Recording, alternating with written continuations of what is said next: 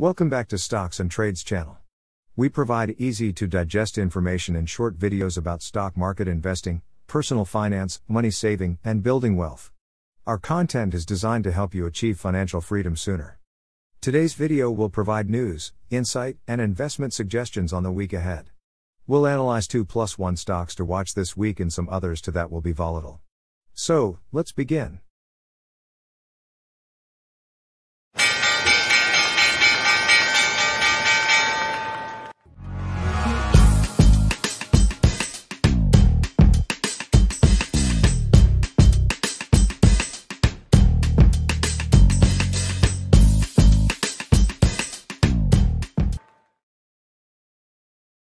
Disclaimer.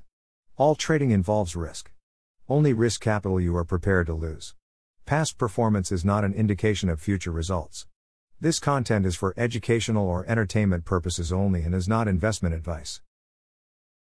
While U.S. stock indexes retreated, their declines weren't nearly as sharp as those in Europe, where Russia expanded its invasion of Ukraine and energy prices surged. The S&P 500 and Dow Jones fell more than 1%, the Nasdaq dropped nearly 3%, and indexes of some European countries declined more than 10%. The shortest month of the year was a tough one for U.S. stocks, as the S&P 500 fell 3.1% in February on the heels of a 5.7% drop in January.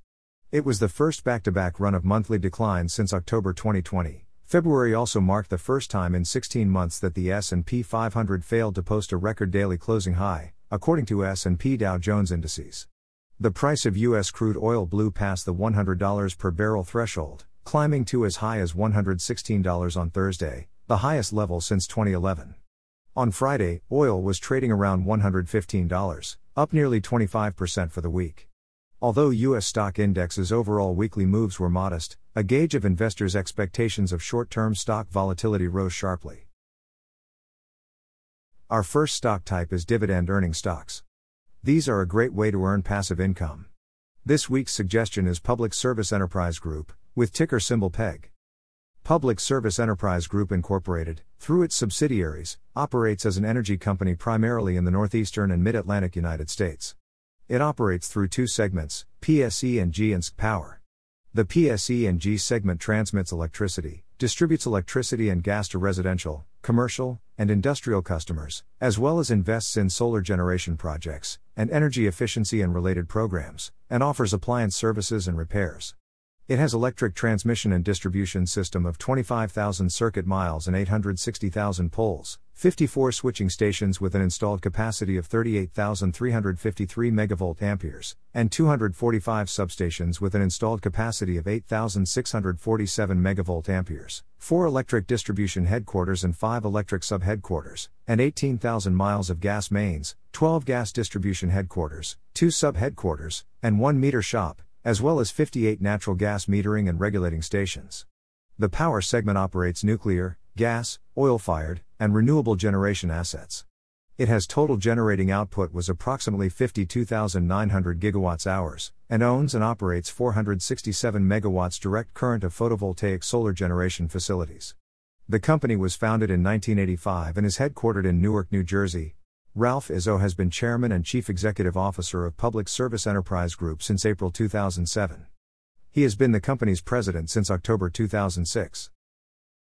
Some technical analysis data shows that Public Service Enterprise Group's return on equity is -4.3%, its average volume is about 2.06 million, its market cap is $33.94 billion, its beta is 0.58, its PE ratio is -52 and its EPS is -$1.29. Our rating is 8 and we consider this stock as a strong buy.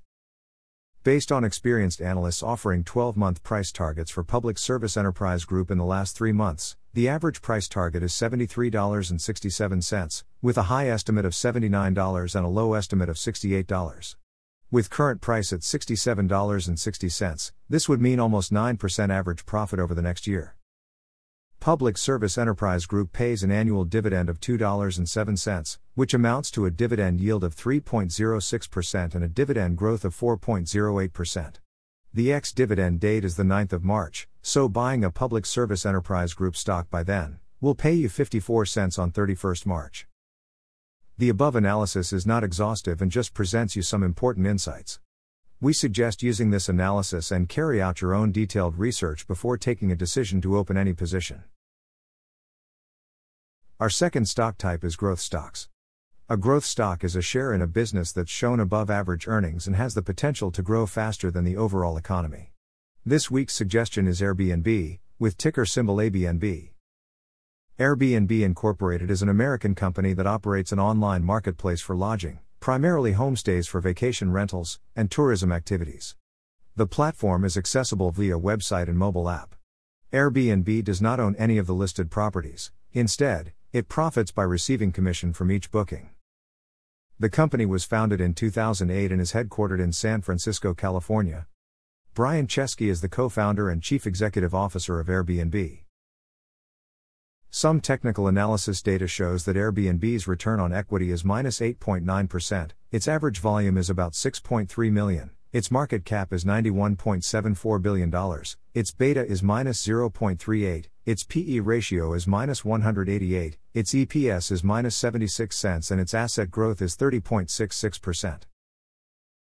Our rating is 9 and we consider this stock as a moderate buy. Based on experienced analysts offering 12-month price targets for Airbnb in the last 3 months, the average price target is $201.92, with a high estimate of $250 and a low estimate of $150. With current price at $142.70, this would mean about 41.5% average profit over the next year. Airbnb shares have been bucking the sell-off for several weeks now. While the stock did have a mild correction at the start of the year, it's rebounded nicely since then. When compared to other growth stocks, these losses are not that bad. Admittedly though, the stock has had a rough go of it over the last 2 weeks. Recent performance aside, this stock has been rocketing off the lows because the trend has been so favorable for it. Not the trading trend, but the business trend. All sorts of consumers are starting to travel again. Some are taking retreat like trips to unpopulated areas, while others are back in the swing of things and traveling to dense areas. That trend is clear in travel-related stocks, and Airbnb is no exception. The company's earnings report on February 15 saw Airbnb deliver a top and bottom line beat and provide better than expected guidance. The above analysis is not exhaustive and just presents you some important insights. We suggest using this analysis and carry out your own detailed research before taking a decision to open any position. Our third stock type is blue chip stocks. These are typically large, well-established and financially sound companies that have operated for many years and that have dependable earnings, often paying dividends to investors. This week's suggestion is John Deere, with ticker symbol DA. Deere & Company manufactures and distributes various equipment worldwide. The company operates through 4 segments: production and precision agriculture, small agriculture, and turf, construction and forestry, and financial services. The production and precision agriculture segment provides mid-size tractors, combines, cotton pickers and strippers, sugarcane harvesters, harvesting front-end equipment, sugarcane loaders, pull-behind scrapers, and tillage and seeding equipment, as well as application equipment, including sprayers and nutrient management, and soil preparation machinery for grain growers. The small agriculture and turf segment offers utility tractors, and related loaders and attachments, turf and utility equipment, including riding lawn equipment, commercial mowing equipment, golf course equipment, and utility vehicles, as well as implements for mowing, tilling, snow and debris handling, aerating, residential, commercial, golf, and sports turf care applications, other outdoor power products, and hay and forage equipment.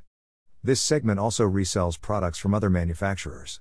It serves dairy and livestock producers, crop producers, and turf and utility customers.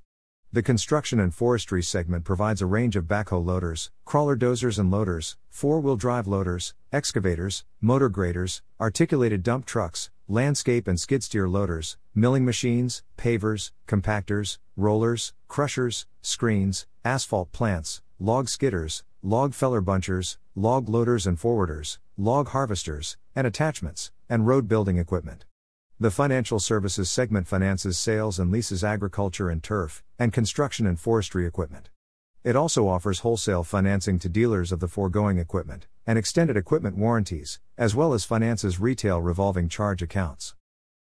The company was founded in 1983 and is headquartered in Moline, Illinois. John May has been serving as John Deere's Chief Executive Officer since November 2019.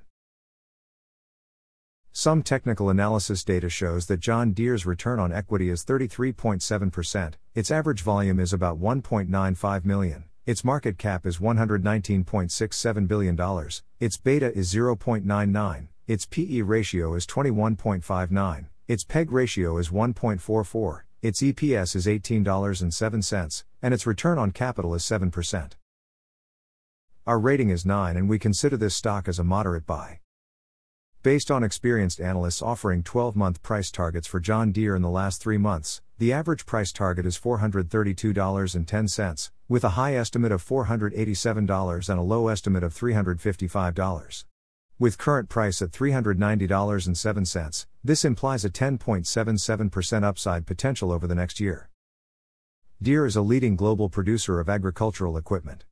Deere employs artificial intelligence and computer vision applications to boost yields and reduce costs. The final aim is to enhance sustainability in agriculture. Deere delivered first quarter 2022 metrics on February 18. Revenue saw an increase of 5% year-over-year to $9.6 billion. However, the company suffered from high input costs due to rising inflation and supply chain issues. As a result, net income fell by 26% year-over-year to $903 million. Roughly 71% of Q1 revenue came from agriculture. In January, Deere revealed that its new autonomous 8R tractor was ready for large-scale production. Analysts expect autonomous driving to improve free cash flow and profitability in 2023. In 2017, Deere acquired the Wiregun Group, a leading global supplier of road construction equipment. This $5.2 billion acquisition will enable the company to capitalize on increased infrastructure spending in 2022. Deere is likely to benefit from growth in non-residential investment and strong order activity from independent rental companies. Focus on new products equipped with the latest technology and features to make farming automated and expand in precision agriculture should drive growth in the long haul. The ongoing rally in commodity prices will continue to fuel agricultural equipment demand, encouraging farmers to boost spending on new farm equipment. Replacement demand on the need to upgrade old equipment should support Deere's revenues. The above analysis is not exhaustive and just presents you some important insights. We suggest using this analysis and carry out your own detailed research before taking a decision to open any position. Next week, many companies are going to release their earnings reports, which is one of the most potentially volatile times of the year for equities, and if we are not careful enough, we could put our entire portfolio at risk. Companies may announce earnings or losses and stock prices may go up or down significantly.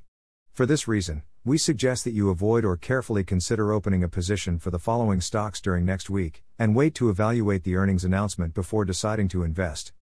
Ciena Corporation and Squarespace will release earnings on Monday 7 March. MongoDB, Petco Health and Wellness Company and Korea Electric Power Corporation will release earnings on Tuesday 8 March. CrowdStrike Holdings, Franco-Nevada Corporation, Thor Industries, and Asana will release earnings on Wednesday 9 March. Thursday 10 March will be the most popular day of the week as Oracle Corporation, Aegon, Wheaton Precious Metals, JD.com, and National Beverage Corporation among others will release their earnings on this day. Finally, Worry Bank and WeWork will release earnings on Friday 11 March. Watch these stocks' prices carefully and think twice before making any decision. Next week will not be that popular among dividend stocks, but we have some interesting options to suggest.